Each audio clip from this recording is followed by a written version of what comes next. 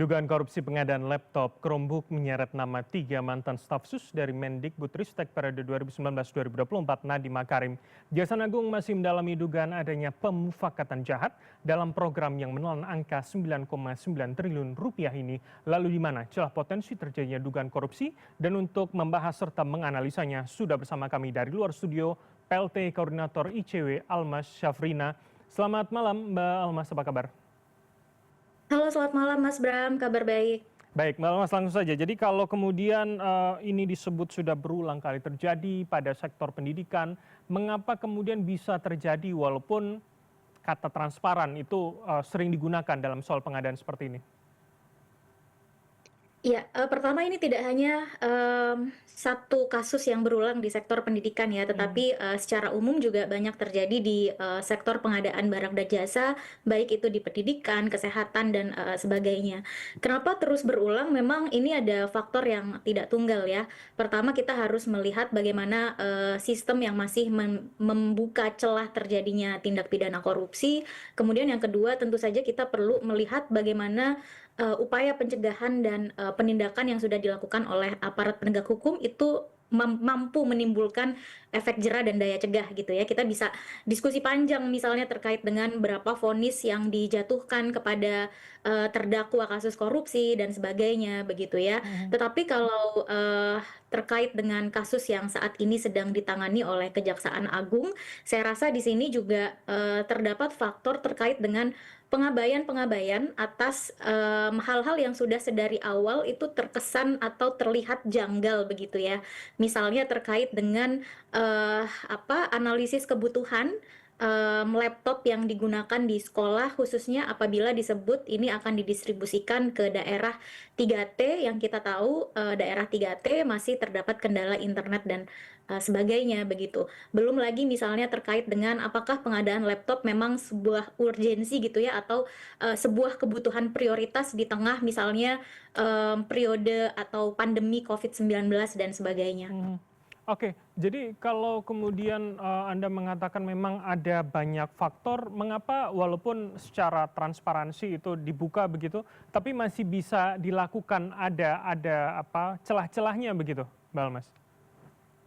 Iya, karena memang di situ, ada potensi-potensi misalnya penyalahgunaan wewenang orang-orang yang, terlibat dalam proses pengadaan barang dan jasa begitu ya. Walaupun kemudian sudah ada mekanisme yang dibuat oleh pemerintah untuk, memperkuat aspek transparansi, kemudian penyampaian informasi kepada publik dan sebagainya, tetapi di baliknya ini kan tetap ada, kewenangan yang dipegang oleh, aparat-aparat pemerintah gitu ya. Misalnya terkait dengan pengadaan barang dan jasa dengan mekanisme atau metode pemilihan penyedia e-purchasing atau belanja di e-katalog, ini kan juga ada wewenang dari pejabat pembuat komitmen dalam memilih, penyedia, kemudian juga kuasa pengguna anggaran dan juga, pihak-pihak lain yang tidak punya kewenangan langsung tetapi misalnya dia punya punya pengaruh begitu ya atau power untuk, mengintervensi proses pengadaan barang dan jasa. Jadi di balik sistem yang sudah semakin, digital begitu, semakin transparan, memang di baliknya kan tetap,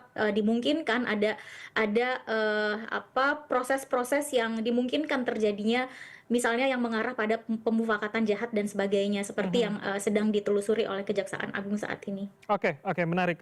Saya mencoba mengingat kembali kalau tidak salah ICW juga sempat memberikan beberapa catatan ketika program ini, saat itu sedang dirilis. Salah satunya adalah soal ketidakurgensian program ini dilakukan karena dianggap jika ingin keberhasilan digitalisasi pendidikan, pemerintah seharusnya mengawali dengan pemerataan akses internet, listrik, dan juga tenaga pengajar, dan juga penggunaan dana alokasi khusus yang seharusnya, eee, berasal dari pengusulan pemerintah daerah. Apakah gejala-gejala seperti ini sebetulnya sudah bisa kita antisipasi di awal begitu, Mbak Almas? Iya, memang pada saat itu kajian yang dibuat oleh ICW ini sebetulnya adalah kajian ringkas saja begitu ya. Kami lakukan karena kami melihat ada ketidakurgensian begitu ya, pemerintah mengalokasikan anggaran yang cukup besar pada saat itu untuk program digitalisasi pendidikan yang diantaranya adalah belanja, barang teknologi informasi komunikasi. Di antaranya adalah laptop dengan operating sistem Chromebook begitu ya. Jadi pada saat itu ini adalah awal mula kenapa ICW kemudian melakukan kajian itu bersama dengan Kopel Indonesia, karena kalau kita bicara pada tahun 2021 ini rasanya ada kebutuhan-kebutuhan lain yang dibutuhkan oleh pemerintah ya, yang pada saat itu ini kan masih banyak pengetatan anggaran karena ada kebutuhan untuk penanganan COVID-19 dan sebagainya. Sehingga hemat kami di tengah kondisi COVID-19 dan masih banyak pelaksanaan Kebutuhan. belajar mengajar di sekolah yang menerapkan PJJ, rasanya pemerintah perlu mengalokasikan anggaran pendidikan itu untuk keperluan-keperluan lain yang lebih urgent begitu ya. Kemudian kalau yang tadi disebut sehari dataan internet, memang kalau kita telusuri di anggaran atau APBN 2021, program ini dibarengi dengan program pemerataan internet atau salah satunya ada pengadaan BTS ya di Kementerian Komunikasi dan Informasi yang belakangan kita juga disuguhkan fakta bahwa ternyata ada korupsi juga di sektor itu. Tetapi bagi kami pada saat itu melakukan atau membelanjakan uang yang cukup besar untuk program digitalisasi pendidikan ketika infrastruktur dasarnya sendiri belum mumpuni begitu ya, ini menjadi satu pengadaan yang terkesan dipaksakan begitu, sehingga walaupun memang pada saat itu kami belum secara spesifik mengendus ada potensi korupsi di dalamnya, tetapi bagi kami ini adalah pengadaan yang sangat rentan, tidak hanya rentan korupsi tetapi juga rentan gagal begitu. Rentan gagal ini dalam artian bisa saja laptopnya atau Chromebook ini memang dibelanjakan sesuai dengan ketentuan peraturan perundang-undangan, tetapi terkait dengan kebermanfaatan atau hasil yang diekspektasikan oleh pemerintah itu tidak optimal Oke. sebagaimana yang direncanakan. Oke, Mbak Almas, terakhir kalau begitu, ini sebetulnya apa yang Anda katakan juga sejalan apa yang disebutkan Kejagung, bahwa memang mendalami dugaan pemufakatan jahat, Kejagung menilai penggunaan Chromebook bukan suatu kebutuhan. Nah, secara gambaran besar, jadi artinya ketika ada inisiasi program yang publik menilai kondisinya tidak genting, tidak memaksa begitu, seberapa itu kemudian bisa menjadi celah dan bagaimana kita mengantisipasi supaya rencana-rencana program ke depan di berbagai sektor tentunya tidak menjadi potensi adanya korupsi lagi begitu Mbak Almas? Iya, ketika di awal sudah ada red flag begitu ya, dalam artian ini pengadaannya terkesan dipaksakan, tidak berbasis analisis kebutuhan yang real atau sesuai dengan kebutuhan di daerah, tidak sesuai dengan konteks pada hari itu, bagi kami ini menimbulkan dugaan-dugaan atau mempertinggi resiko terjadinya korupsi atau fraud di dalam pengadaan barang dan jasa itu sendiri.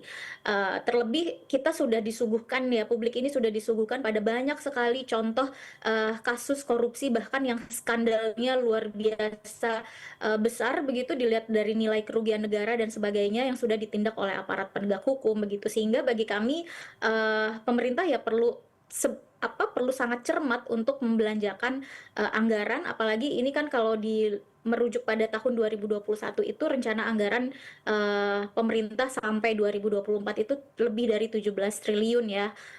Meskipun kalau sekarang yang ditelusuri atau diproses oleh Kejaksaan Agung nilai total anggarannya adalah 9,9 triliun. Jadi kami khawatir dan ingin memberikan warning kepada pemerintah agar pemerintah juga